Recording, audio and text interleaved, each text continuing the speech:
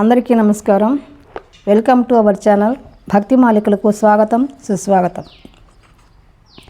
శ్రీ సాయినాథాయ నమః. శ్రీ సాయి సచరిత్రము 47వ అధ్యాయము. వీరభద్రప్ప చెన్నబసప్పల పాము కప్ప కథ. గత అధ్యాయంలో 2 మేకల పూర్వ వృత్తాంతమును బాబా వర్ణించెను. ఈ అధ్యాయమును కూడా అట్టి పూర్వ వృత్తాంతములను వర్ణించు వీరభద్రప్ప యొక్కయు చెన్నబసప్ప యొక్కయు కథలు చెప్పుదుము. శ్రీ సాయి రూపము పావనమైనది. ఒక్కసారి వారి వైపు దృష్టి నిగిడించినచో ఎన్నో గత జన్మల విచారములను నశింపజేసి ఎంతో పుణ్యము ప్రాప్తించినట్లు చేయును. వారి దృష్టి మనపై వరపినచో మన కర్మబంధములను వెంటనే విడిపోయి మనము ఆనందమును పొందెదము. గంగానదిలో స్నానము చేయు వారి పాపములన్నీ తొలగును. అట్టి పావనమైనది నది కూడా యోగులెప్పుడు వచ్చి తనలో మునిగి తనలో ప్రోగైన పాపములన్నీ వారి పాదధూళిచే పోగొట్టెదరా అని ఆతురతతో చూచును. యోగుల పవిత్ర పాదధూళి చేతనే పాపమంతయు కడుగుకొని పోవునని గంగామాతకు తెలియను. యోగులలో ముఖ్యాలంకారము శ్రీ సాయి. పావనము చేయి ఈ క్రింది కథను వారి నుండి వినుడు. వీరభద్రప్ప చెన్నబసప్పల కథ. సాయిబాబా ఒకనాడు ఇట్లు చెప్పదొడంగను.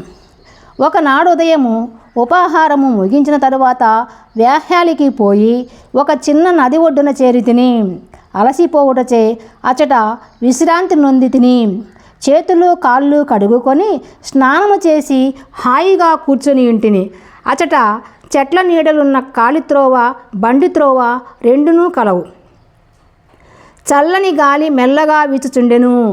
చిలుము త్రాగుటకు తయారు చేయుచుండగా కప్ప ఒకటి బెకబెకలాడుట వింటిని. చెకుముకి రాయి కొట్టి నిప్పు తీయుచుండగా ఒక ప్రయాణికుడు వచ్చి నా ప్రక్కన కూర్చుండెను. నాకు నమస్కరించి తన ఇంటికి భోజనమునకు రమ్మని వినయముతో ఆహ్వానించెను. అతడు చిలుము వెలిగించి నాకు అందజేసెను. కప్ప బెకబెకమనుట తిరిగి వినిపించెను. అతడు అదేమియో తెలుసుకొనగోరెను. ఒక కప్ప తన పూర్వజన్మ పాపఫలము అనుభవించుచున్నదని చెప్పి తిని గత జన్మలో చేసిన దాని ఫలము నీ జన్మలో అనుభవించి తీరవలయును. దానిని గూర్చి దుఃఖించినచో ప్రయోజనము లేదు. వాడు చిలుమును పీల్చి నాకు అందజేసి తానే స్వయముగా పోయి చూచెదనని చెప్పెను. ఒక కప్ప పాముచే పట్టుకొనబడి అరచుచుండెననియు గత జన్మలో రెండును దుర్మార్గులే కాన ఈ జన్మయందు గత జన్మ యొక్క పాపమును ఈ దేహముతో అనుభవించుచున్నవనియు చెప్పితిని.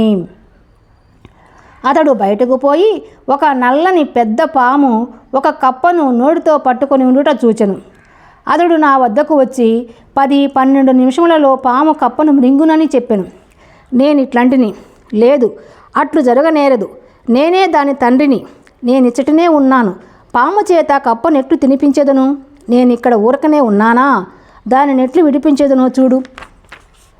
చిలుము పీల్చిన పిమ్మట మేము ఆ స్థలమునకు పోతిమి. అతడు భయపడెను. నన్ను కూడా దగ్గరకు పోవద్దని హెచ్చరించెను. పాము మీద పడి కరుచునని వాని భయము. అతని మాట లెక్కించకయే నేను ముందుకు పోయి ఇట్లాంటిని. ఓ వీరభద్రప్ప, నీ శత్రువు చెన్నబసప్ప కప్ప జన్మమెత్తి పశ్చాత్తాపడుట లేదా? నీవు సర్పజన్మమెత్తినప్పటికీ వాని ఎందు శత్రుత్వం వహించి ఉన్నావా? ఛీ, సిగ్గులేదా? మీ ద్వేషములను విడిచి శాంతింపుడు. ఈ మాటలు విని ఆ సర్పము కప్పను వెంటనే విడిచి నీటిలో మునిగి అదృశ్యమయ్యను. కప్ప కూడా గంతు వేసి చెట్ల పొదలలో దాగెను. బాటసారి ఆశ్చర్యపడెను. మీరన్న మాటలకు పాము కప్పనెట్లు వదిలి అదృశ్యమయ్యను. వీరభద్రప్ప ఎవరు? చెన్నబసప్ప ఎవరు? వారి శత్రుత్వమునకు కారణమేమి అని అతడు ప్రశ్నింపగా అతనితో కలిసి చెట్టు మొదటికి పోయి తిని చిలుము కొన్ని పీల్పులు పీల్చి అతనికి వృత్తాంతమంతయు ఈ రీతిగా బోధించి తిని. మా ఊరికి 4-5 మైళ్ళ దూరమున ఒక పురాతన శివాలయం గలదు. అది పాతబడి శిథిలమయ్యను. ఆ గ్రామంలోని ప్రజలు దానిని మరామతు చేయుటకై కొంత ధనము ప్రోగు చేసిరి. కొంత పెద్ద మొత్తము ప్రోగైన పిమ్మట పూజ కొరకు తగిన ఏర్పాటు చేసిరి.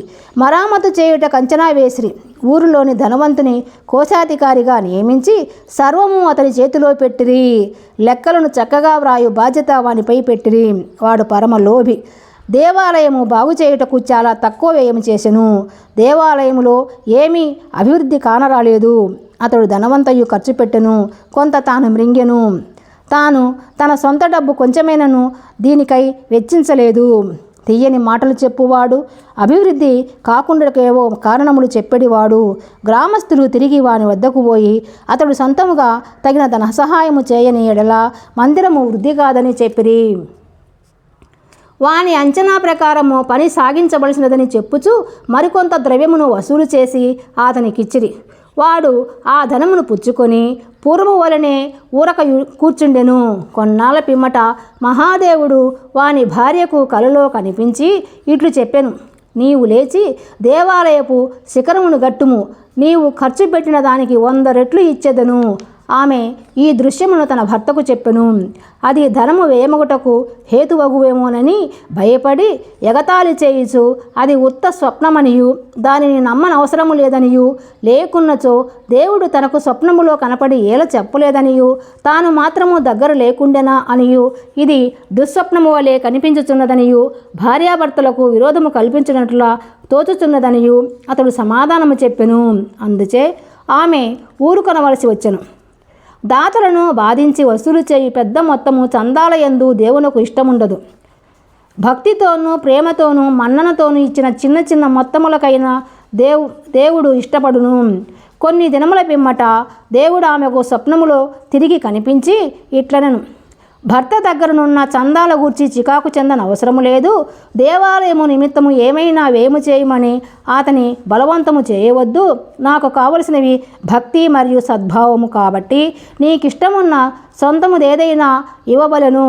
ఆమె తన భర్తతో సంప్రదించి తన తండ్రి తనకిచ్చిన బంగారు నగలు దానము చేయ నిశ్చయించెను. ఆ లోభి ఈ సంగతి విని చికాకు చెంది భగవంతుని కూడా మోసము చేయ నిశ్చయించుకొనెను. ఆమె నగలను ఎంతో తక్కువ ధరకు కట్టి 1000 రూపాయలకు తానే కొని నగదునకు బదులుగా ఒక పొలమును దేవాదాయముగా ఇచ్చెను. అందులకు భార్య సమ్మతించెను.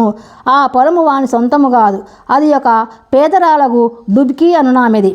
ఆమె దానిని 200 రూపాయలకు కుదవబెట్టి ఉండెను. ఆమె దానిని తీర్చలేకపోయెను. ఆ టక్కరి లోభి తన భార్యను, డుబ్కీని, దైవమును అందరినీ మోసగించెను. ఆ నేల పనికిరానిది, సాగులో లేనిది, దాని విలువ చాలా తక్కువ, దాని వలన ఆదాయమేమీ లేదు. ఈ వ్యవహారం ఇట్లు సమాప్తి చెందెను. ఆ పొలమును పూజారి ఆధీనములో ఉంచిరి. అందులకు అతడు సంతసించెను. కొన్నాళ్లకు ఒక చిత్రము జరిగెను. గొప్ప తుఫాను సంభవించెను. కుంభవృష్టి కురిసెను. లోభి ఇంటికి పిడుగుపాటు తగిలి వాడు వాని భార్య చనిపోయిరి. డుబ్కీ కాలగతి చెందెను. తరువాతి జన్మలో ఆ లోభి మధురా పట్టణంలో ఒక బ్రాహ్మణ కుటుంబంలో పుట్టి వీరభద్రప్పయ్యను పేరనుండెను. అతని భార్య పూజారి కుమార్తెగా జన్మించెను. ఆమెకు గౌరీ అని పేరు పెట్టిరి. డుబ్కీ మందిర గొరవిన ఇంటిలో మగ శిశువుగా జన్మించెను. అతనికి చెన్నబసప్పయ్యని నామమిడిరి. ఆ పూజారి నా స్నేహితుడు. అతడు నా వద్దకు తరచుగా వచ్చుచుండెను. నా వద్ద కూర్చుండి మాట్లాడుచు చిలుము పీల్చెడివాడు. అతని కుమార్తె గౌరీ కూడా నా భక్తురాలు.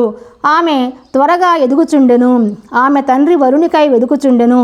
ఆ విషయమై చికాకు పడన అవసరము లేదనియు, ఆమె భర్త తానై వెదుకుకొని వచ్చుననియు చెప్పెను. కొన్నాళ్లకు వీరభద్రప్పయ్యను ఒక బీద బ్రాహ్మణ బాలుడు భిక్షకై పూజారి ఇంటికి వచ్చెను. పూజారి నా సమ్మతి ప్రకారము వానికి గౌరీనిచ్చి పెళ్లి చేసెను. అతడు కూడా నా భక్తుడయ్యను. ఏలనా పిల్లను కుదిర్చితనని అతడు నా యందు విశ్వాసము చూపుచుండెను. వాడు ఈ జన్మలో కూడా ధనమునకై మిగుల తాపత్రయపడుచుండెను. నా వద్దకు వచ్చి అతడు కుటుంబముతో నుండుటచే తనకు ఎక్కువగా ధనము వచ్చినట్లు చేయుమని బతిమాలుచుండెను. ఇట్లుండగా కొన్ని చిత్రములు జరిగెను. ధరలు హఠాత్తుగా పెరిగెను. గౌరీ అదృష్టం కొలది పొలమునకు ధర పెరిగెను. కానుకగా ఇచ్చిన పొలము 1,00,000 రూపాయలకు అమ్మిరి.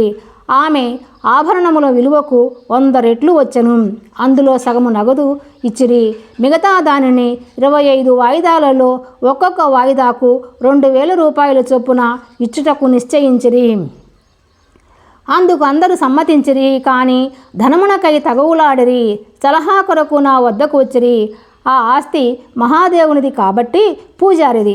పూజారికి కొడుకులు లేనందున సర్వహక్కులు గౌరికి వచ్చెను. ఆమె సమ్మతి లేనిదే ఏమీ ఖర్చు చేయవద్దని చెప్పి తిని. ఆమె భర్తకు ఈ పైకముపై ఎట్టి అధికారం లేదని బోధించి తిని. ఇది విని వీరభద్రప్ప నాపై కోపగించెను. ఆస్తిపై గౌరికే హక్కు కలదని తీర్మానించి దానిని కబలించుటకు నేను యత్నించుచున్నానని నుడివెను. అతని మాటలు విని భగవంతుని ధ్యానించి ఊరుకొంటిని. వీరభద్రప్ప తన భార్య గౌరిని తిట్టెను. అందుచే ఆమె పగటిపూట నా వద్దకు వచ్చి ఇతరుల మాటలు పట్టించుకొనవలదనియు తనను కూతురుగా చూసుకొనవలననియు వేడుకొనెను. ఆమె నా ఆశ్రయమును కోరుటచే నేను ఆమెను రక్షించుటకు 7 సముద్రములైనా దాటుదునని వాగ్దానమిచ్చి తిని. ఆనాడు రాత్రి గౌరికొక స్వప్న దృశ్యము కనపడును. మహాదేవుడు స్వప్నములో కనిపించి ఇట్లనెను, ధనమంతయు నీదే, ఎవరికీ ఏమీను ఇవ్వవలదు. చెన్నబసప్పతో సలహా చేసి దేవాలయపు మరామత్తు నిమిత్తము కొంత ఖర్చు చేయము. ఇతరములకై వ్యయము చేయవలసి వచ్చినప్పుడు మసీదులో ఉన్న బాబా సలహా తీసుకోము. గౌరి నాకు ఈ వృత్తాంతమంతయు తెలిపెను. నేను తగిన సలహా ఇచ్చి తిని. అసలు తీసుకొని వడ్డీలో సగం మాత్రము చెన్నబసప్పకి ఇవ్వమనియు వీరభద్రప్పకు ఇందులో జోక్యము లేదనియు నేను గౌరికి సలహా ఇచ్చి తిని. నేనిట్లు మాట్లాడుచుండగా వీరభద్రప్ప చెన్నబసప్ప కొట్లాడుచు నా వద్దకు వచ్చిరి. సాధ్యమైనంత వరకు వారిని సమాధాన పరిస్థితిని గౌరికి మహాదేవుడు చూపిన స్వప్న దృశ్యమును చెప్పి తిని. వీరభద్రప్ప మిగుల కోపించి చెన్నబసప్పను ముక్కలు ముక్కలుగా నరికెదనని బెదిరించెను. చెన్నబసప్ప పెరిగివాడు, వాడు నా పాదములు పట్టి నన్నే ఆశ్రయించెను.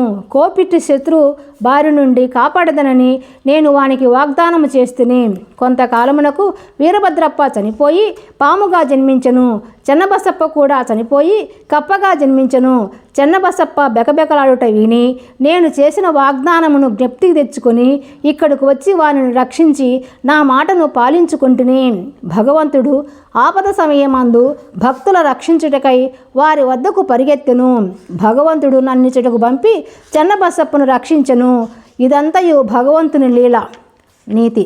ఈ కథ వల్ల మనము నేర్చుకున్న నీతి ఏమనగా, ఎవరు చేసిన దానిని వారే అనుభవించవలెను. ఇతరులతో గల సంబంధములన్నింటినీ బాధను కూడా అనుభవించవలెను. తప్పించుకుని సాధనము లేదు. తనకెవరితోనూ శత్రుత్వమున్న ఎడల దాని నుండి విముక్తిని పొందవలెను. ఎవరికైనా ఏమైనా బాకీ ఉన్నా దానిని తీర్చివేయవలను. రుణము కానీ శత్రుత్వ శేషము కానీ ఉన్నచో దానికి తగిన బాధపడవలను. ధనమునందు పేరాసగలవని అది హీనస్థితికి తెచ్చును. తుట్టదతకు వానికి నాశనము కలుగజేయును. 47వ అధ్యాయము సంపూర్ణము. సద్గురు శ్రీ సాయినాథర్పణమస్తు. శుభంభవతు. ఈ వీడియో మీకు నచ్చినట్లయితే లైక్ చేయండి, షేర్ చేసుకోండి. మీ అభిప్రాయాలను కామెంట్ రూపంలో తెలియజేయండి.